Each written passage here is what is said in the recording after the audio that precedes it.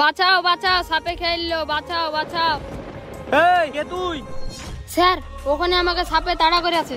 তাহলে তোর বাড়ি কোথায়? স্যার আমার বাড়ি ওই জঙ্গলের ওই পাশে। ঠিক আছে, যা তুই এখন বাড়ি চলে যা।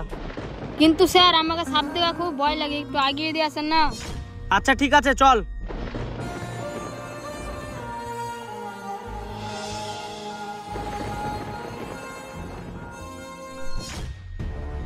ফেসে গেলি তো আমার চালে।